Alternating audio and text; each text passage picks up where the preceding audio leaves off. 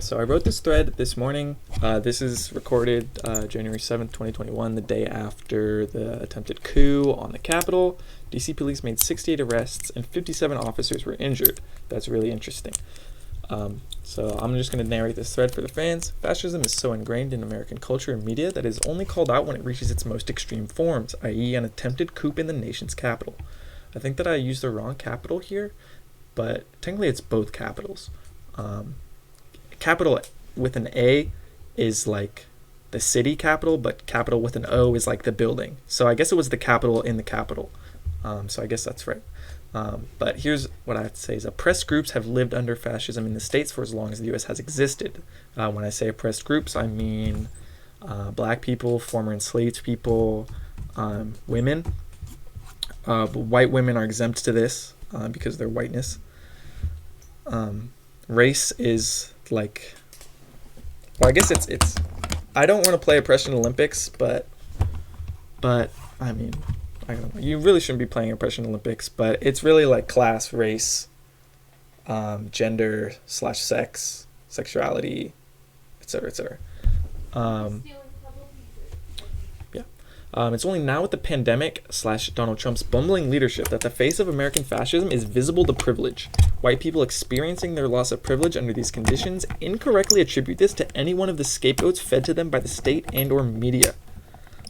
So white people will see their small business closed because of COVID and be like, this is imposing on my freedoms.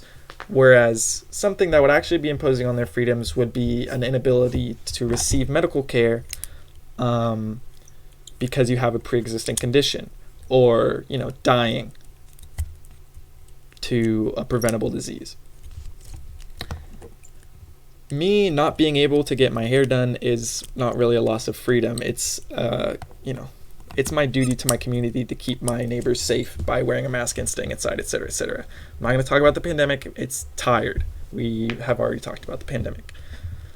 If you're still like going to meet people and you're still going to parties and shit, like, you're a clown, and I don't want to associate with you. Rather than identify the collapse of American imperialism and the resulting transition to fascism. So these people, because they're, I don't want to say uneducated, but they're uneducated in things that matters, because for all I know, these people who are storming the Capitol have college degrees. So they are classically educated, but they're not educated about the things that matter, because the government controls who gets educated and what gets taught. So rather than identify the collapse of, they incorrectly attribute this to any one of the scapegoats. These scapegoats are things like shit like QAnon, like, Trump's really attacking the deep state. The deep state is a scapegoat for capitalism, because I don't even know who the QAnon guy is. At this point, QAnon is probably multiple people, all like assuming the mantle. But at one point, QAnon was just one guy on 4chan. But now he has mainstream appeal for whatever fucking reason. So these people cannot correctly attribute their suffering to capitalism and United States fascism. So this is by design. It is in the state's best interest to obscure American fascism, which it does through its control of the media, education, and our material conditions. By material conditions, I mean the cycle of poverty and the deregulation of the economy, which keeps people poor and makes it, hard to have class mobility. By keeping the working class impoverished, the state ensures that its most dangerous potential enemy, the working class, is too occupied with putting food on the table and keeping a roof over their head to actually assemble any kind of class consciousness or community organization. So if you're busy working a 40-hour work week so your children don't starve, then it's going to be hard for you to get out and to organize. Or to not get out. I don't want to force people to get out, because there are people who are disabled and such. Hush! Johnny Joe Star 09 just subscribed. Heyo Craigo sad. What's up, Johnny? We're just talking about a little politics here, Johnny. We're doing a little teensy TED Talk Thursday in the wake of the coup, because I feel like, Johnny, you retweeted this thread, so you know what I'm talking about, I assume. Where was I? If you're working 40-hour work weeks, and like living paycheck to paycheck, you're not gonna have the time to organize or to research or to like be politically active. So they just tell you to vote because that's all you have time for. I'm not, when I say you, this is the royal you, I'm talking about the working class. I'm very privileged. I have the time to live at home. I'm a college student. I have the time and I have the privilege to sit here at home and, sit on my white ivory soapbox and try to like educate the people. But most people don't have that privilege. Most people might not even have, the privilege to, take the time out of their day to watch a TED Talk such as this, which is why I try to keep it short, try to keep it informative, try to pack a lot of info into a short time. So it's like it's a bite size, just a little bite of information. And then there's some links at the end of this, thread that if you want to go more in depth, if you have the time, if you have the, mental wherewithal, then you can, go a little bit deeper. Where were we? So people are too busy working and trying to not die.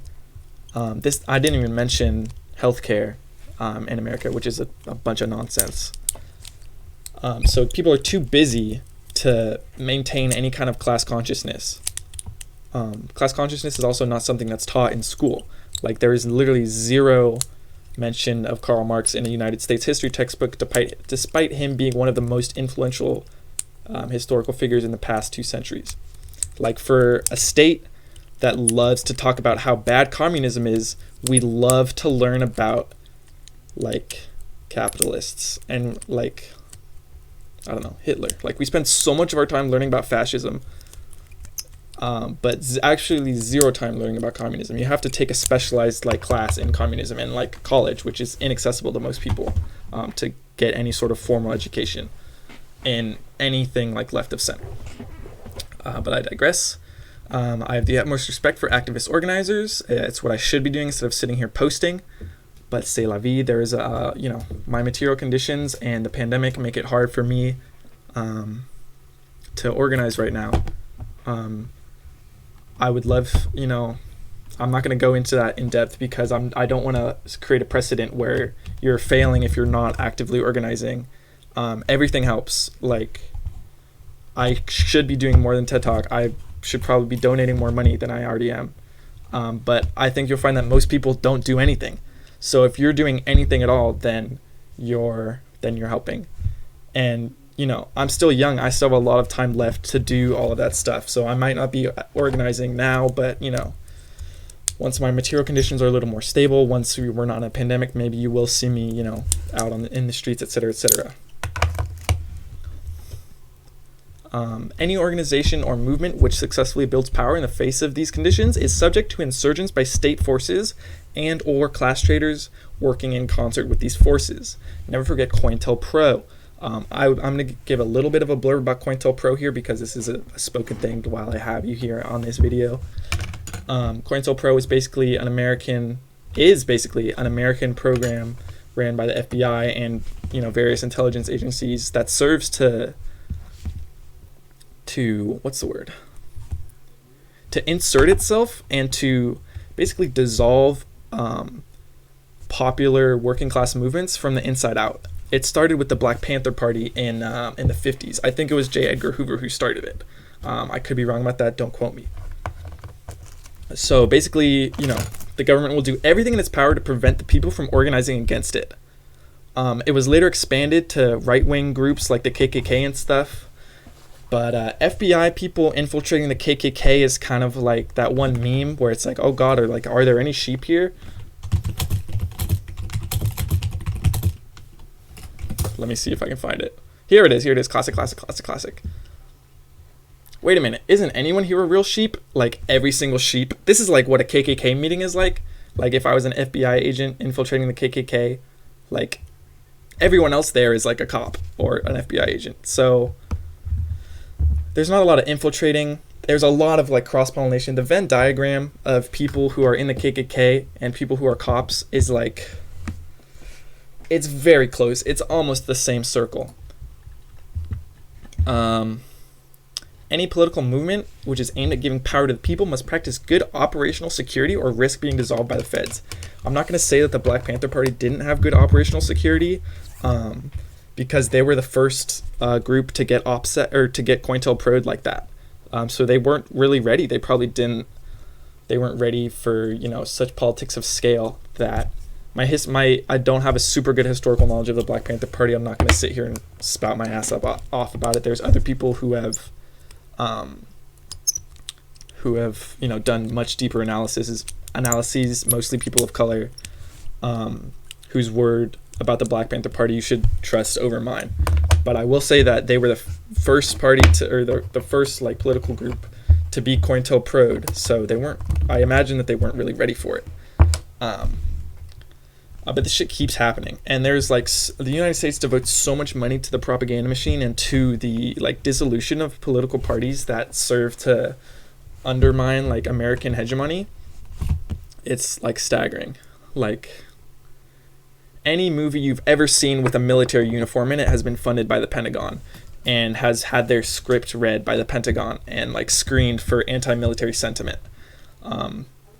Any cop show you've ever watched, especially Brooklyn Nine-Nine, is propaganda, and it might not be directly state funded, but it works in concert with the state to whether on purpose or not, it works to legitimize state policing. And the reason why I single out Brooklyn Nine-Nine is because it likes to put on like a liberal facade. It likes to say like, oh, I'm Andy Samberg, I'm Jewish, this is my cop show, it has gay characters, it has black characters, my police chief is a gay black man. So it sort of masquerades as progressive, but it still glorifies and legitimizes like the forms of American policing that are so like I want to say dastardly, but that's like a joke word. It legitimizes American police work that is I guess just fascist, just like anti-freedom, like shit where you like not reading people their Miranda rights, not letting people have a lawyer, like etc. etc. If you actually watch the show, I haven't watched the show in a while because it's hard for me to watch the show without thinking critically about it, and like just thinking about all the wrong things that the show is doing from like a political aspect. But shows like Cops, NCIS, most true crime documentaries, most true crime shows are propaganda made to legitimize policing and reinforce state power over the people. I think that's all I really had to say about this thread. Any questions in Chattington? There's some good links here. There's a link here about the rise of fascism. Oh, let me just find this one quick quote about the rise of fascism. Fascism bringing colonial rule home. In general, fascism can best be understood as bringing the methods of imperial rule in the colonies into the metropole. So what that means is that, like for Britain, let's take Britain, one of the worst colonizers in the history of the world. So in India, Britain was fucking shit up all the time. And eventually, if England were to become fascist, you would see the same tactics that they utilized in colonial India, they would come home to Britain.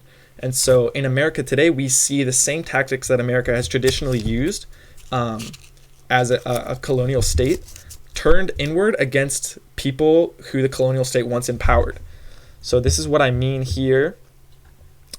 The face of fascism is visible to privilege. Now that fascism has come home to the metropole and it is visible, which is partly due to Donald Trump being like an idiot, he's not, subtle about his fascism, unlike, most other presidents. Most other presidents have at least tried to be subtle about like American fascism and imperialism, but he's not. He's really just kind of mask off because he's a fucking idiot and like a reality TV star. I kind of lost my point. White people experiencing their loss of privilege under these conditions. The reason that white people are losing their privilege is because fascism is coming home to the metropole. I won't say that fascism is here because it's not here for everyone yet. Fascism, like I said in this post, has always been here for enslaved peoples and oppressed peoples, especially for Native Americans and African Americans.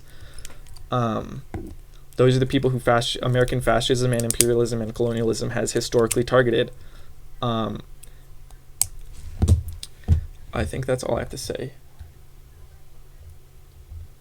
Yeah, like, I'm not saying don't watch those shows, because it's not really my job to tell you what to or what not to watch. The most that I can ask you to do is to think critically. Think about, like, yeah, it's funny on Cops when some dude's running away and his pants fall down, but, like, think about how that piece of media is working to legitimize, the bigger picture. You follow me on Twitter? Thank you, Milo. Thank you for the follow. All my socials are KrigoW. All my socials that I want to be public are KrigoW. Yeah, I'm not going to tell you which media to consume, but the least that you can do is to critically analyze the media that you're consuming and to think about what impact that media has on the world and on your perceptions of the world as a whole. It's why I don't watch Attack on Titan. It's why I never watched Twilight. It's no, I can't think of any other media off the top of my head. I used to love Brooklyn Nine-Nine. Andy Samberg used to be one of my favorite comedians. Before I was really politically conscious, something that I said about Brooklyn Nine-Nine is that there's no goofs in that show that couldn't be done in just a normal office setting. Brooklyn Nine-Nine would be hilarious if it was just like a normal office setting, or if it was just in like a grocery store. But the fact that it's in a police precinct, whether he was trying to or not, Andy Samberg and the creators of that show have created something that serves propaganda, that serves to reinforce the police state in America, which is, of course, one of the largest police states in the world. I'm pretty sure America has the largest incarcerated population in the world, despite only having like the 10th biggest population. And of that incarcerated population, it's disproportionately people of color and people who are gender nonconforming, etc., etc.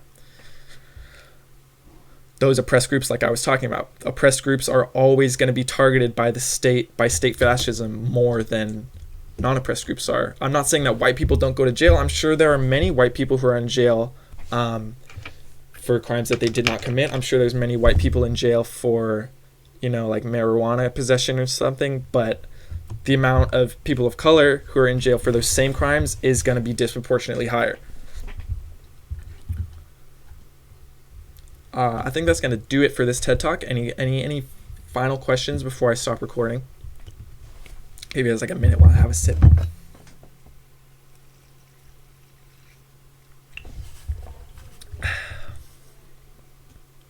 Oh, I included two sources about COINTELPRO. One's a primary source from the FBI, and the other is this source from blackpast.org, which I assume is, a more primary account from, the other side. Because obviously this is going to have like redacted shit, and the FBI is going to try to spin the history of COINTELPRO as positively as they can. I also recommend reading David Roediger's The History of the White Worker from this book, The Wages of Whiteness, which is, what's it called? It talks about the creation of the label of whiteness, and it's specifically something that stands out to me from that passage or from that part of the book. I haven't read the whole book yet. It's on my bookshelf, so to speak, but I've read passages from it for classes.